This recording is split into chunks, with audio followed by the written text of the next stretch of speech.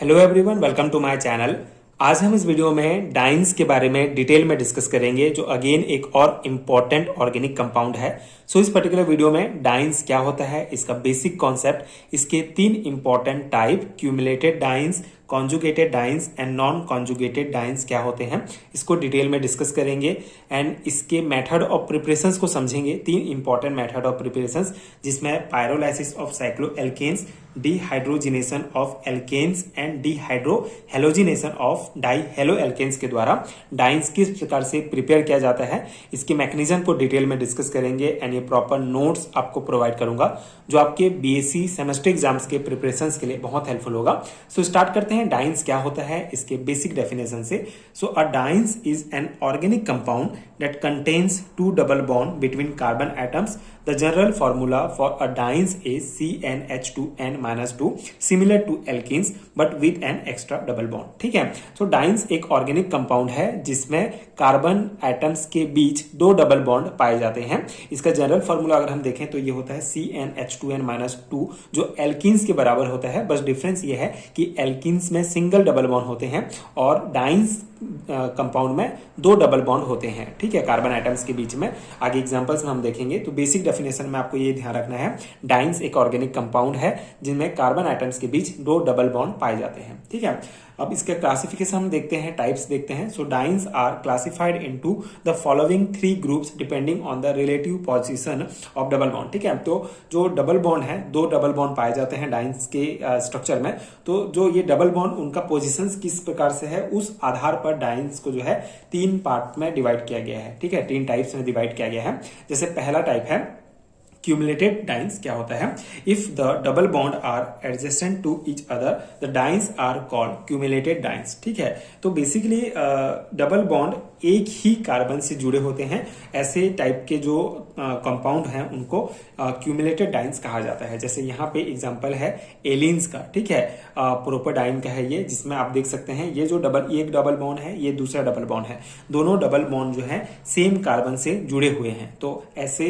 Compound में जिसमें दो डबल बॉन्ड सेम कार्बन से जुड़े होते हैं, उस टाइप ऑफ डाइन्स को जो है क्यूमुलेटेड डाइन्स कहा जाता है। इतना आपको ध्यान रखना है। ठीक है, ये सिंपल सा डेफिनेशन और ये इसका एक एग्जांपल आपको ध्यान रखना है। ठीक है, सेकंड टाइप है conjugated dienes. So if the double bond are separated by one single bond the dienes are called conjugated dienes. ठीक है, तो जो डबल बॉन्ड होता है वो जो है सिंगल बॉन्ड के द्वारा सेपरेट रहता है। जैसे यहाँ पे दो डबल बॉन्ड है और इसके बीच में ये सिंगल बॉन्ड है। ठीक है, तो ये जो डबल बॉन्ड है ये एक सिंगल बॉन्ड के द्वारा सेपरेट रहते हैं।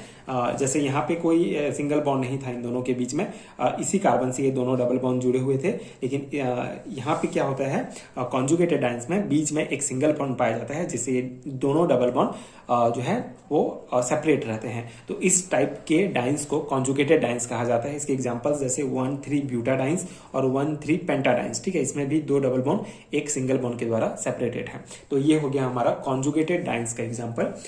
नेक्स्ट टाइप है हमारा नॉन कॉन्जुगेटेड डाइन्स। यहाँ पे आप देख सकते हैं, if the double bonds are separated by more than one single bond dienes are called isolated or non conjugated dienes. ठीक है, जैसे अगर ये जो डबल बॉन्ड्स हैं ये एक या दो या तीन, ज्यादा एक या एक से ज्यादा सिंगल बॉन्ड के द्वारा अगर ये डबल बॉन्ड जो है सेपरेट हैं, तो इस टाइप के डाइन्स को नॉन कॉन्जुगेटेड डाइन्स कहा जाता है। इसके एग्जांपल ये एक है और ये 1,4-पेंटाडाइन्स। ठीक है, इसमें भी इसमें देखिए यही इसका जो है स्ट्रक्चर है और ये जो है हमारा 1,4-पेंटाडाइन का आप इस प्रकार से फॉर्मूला लिख सकते हैं, जिसमें दो डबल बॉन्ड जो है दो सिंगल बॉन्ड के द्वारा सेपरेटेड हैं, इसलिए ये क्या है, नॉन कॉन्जुगेटेड डाइन्स कहलाते हैं। ठीक है, तो ये हो गया हमारा कॉन्सेप्ट। अब हम मतलब बेसिक हो गया हमारा कि डाइन्स क्या है, इसके टाइप्स क्या हैं। अब इसके मेथड ऑफ प्रिपरेशन हम डिस्कस कर लेते हैं एक एक करके। Conjugated dienes are very important with the chemical and industrial points of view.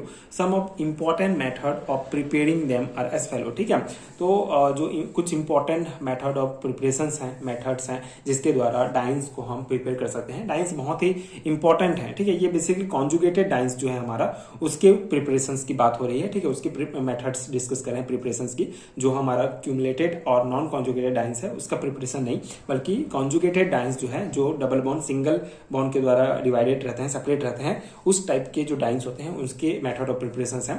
जैसे पहला है हमारा पायरोलाइसिस ऑफ साइक्लोएल्केन। ठीक है, तो पायरोलाइसिस ऑफ साइक्लोएल्केन, इसका मतलब है कि साइक्लोएल्केन का थर्मल डिकम्पोजिशन, मतलब साइक्लोएल्केन का टूटना हाई टेम्परेचर पर, इस प्रोसेस को क्रैकिंग भी कहा जाता है। ठीक है, पायरोलाइसिस क्या है, डिटेल में हमने पिछले वीडियो में भी डिस्कस किया है। पायरोलाइसिस प्रोसेस के द्वारा हमने एल्कीन्स का भी प्रिपरेशन डिस्कस किया है। तो आप इस चैप्टर के सभी वीडियोस आप देख सकते हैं, आप चैनल में प्लेलिस्ट में आप चेक कर सकते हैं, प्लेलिस्ट आपको मिल जाएगा इंडिविजुअल इस चैप्टर का। तो यहाँ पे हम पायरोलाइसिस ऑफ साइक्लोएल्केन की अगर हम बात करें तो इसका मतलब है कि जो साइक्लोएल्केन का जो है वो क्या होगा, थर्मल डिकम्पोजिशन होगा, मतलब ये टूटेगा हाई टेम्परेचर पर। इस प्रोसेस को क्रैकिंग भी कहा जाता है।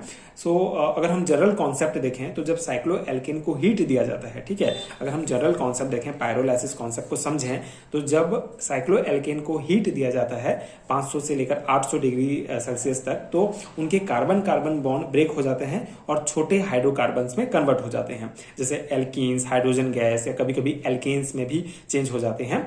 सो अगर हम इसका थ्योरी पॉइंट देखें, so when cycloalkane is passed over the heated nichrome wire alloy of nickel, chromium and iron, ठीक है, आयरन, ठीक है, तो यहाँ पे हम एग्जांपल में साइक्लोहेक्सेन ले रहे हैं। ठीक है, हम अगर पायरोलाइसिस ऑफ साइक्लोएल्केन की कॉन्सेप्ट हम देख रहे हैं, तो बेसिकली साइक्लोएल्केन्स को गर्म किया जाता है, जिससे कार्बन कार्बन बॉन्ड ब्रेक हो जाता है और फिर वो छोटे हाइड्रोकार्बन्स में कन्वर्ट हो जाते हैं, जैसे एल्कीन्स, हाइड्रोजन गैस, ये सब में। ठीक है, यहाँ पे हम एग्जाम्पल्स में लेंगे साइक्लोहेक्सेन को, और साइक्लोहेक्सेन का पायरोलाइसिस किस प्रकार से होता है उसको हम डिस्कस करेंगे। तो when cyclohexane is passed over the heated nichrome wire alloy of nickel, chromium and iron, 1,3-ब्यूटाडाइन is obtain in the 60 to 75 L। ठीक है, तो बेसिकली जब साइक्लोहेक्सेन को हीटेड नाइक्रोम वायर, ठीक है, नाइक्रोम वायर क्या होता है, बेसिकली मिश्र धातु होता है निकल, क्रोमियम और आयरन का, तो ये बहुत गर्म होगा नाइक्रोम वायर, तो उसमें जो पास किया जाता है इसको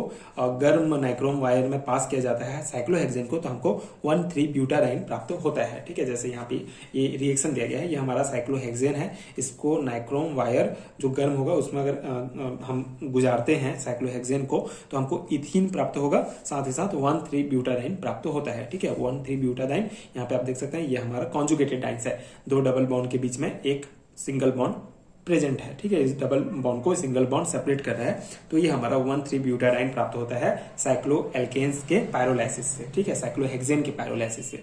तो ये पहला मेथड है डाइंस प्राप्त करने का। ठीक है, जिससे हमको 1,3-ब्यूटाडाइन प्राप्त होता है। सेकेंड मेथड है हमारा डिहाइड्रोजिनेशन ऑफ एल्केन्स या फिर एल्कीन का।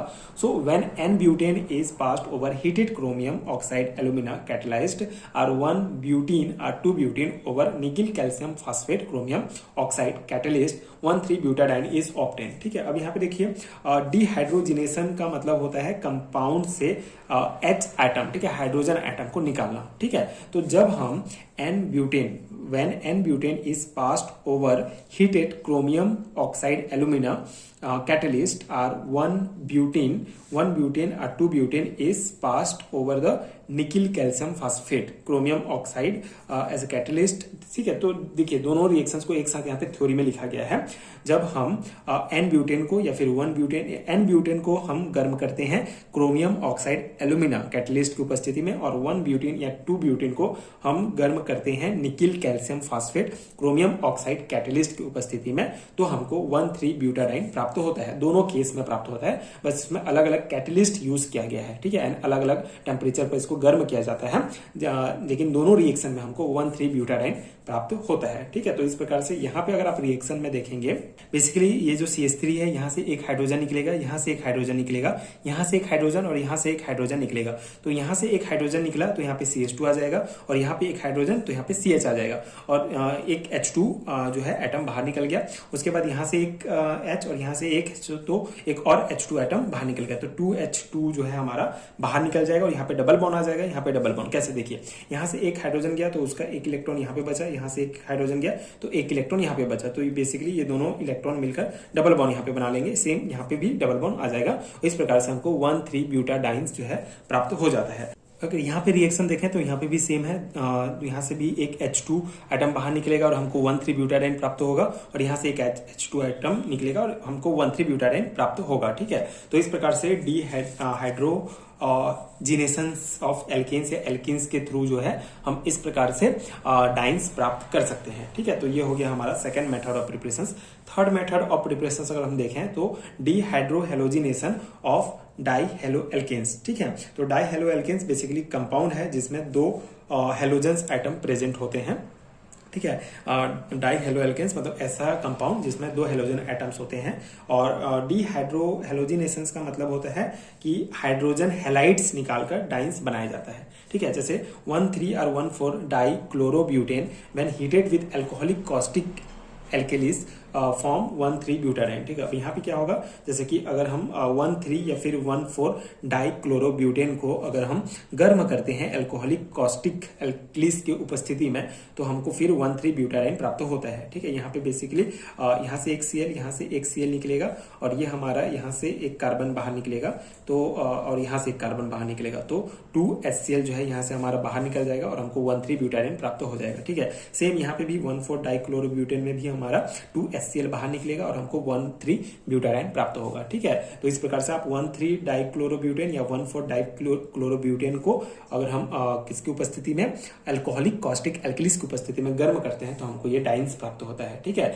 तो ये है हमारा third method of preparation, dehydrohalogenation of dihaloalkanes. ठीक है, डाईहेलोएल्केन्स का जब डिहाइड्रोहेलोजिनेशन होता है मतलब वहां से एक एल्काइल हाइड्रोजन हैलाइड जब बाहर निकलता है तो हमको डाइन्स प्राप्त होता है। तो ये तीन मेथड ऑफ प्रिपरेशन हो गए और बेसिक हो गया हमारा डाइन्स का।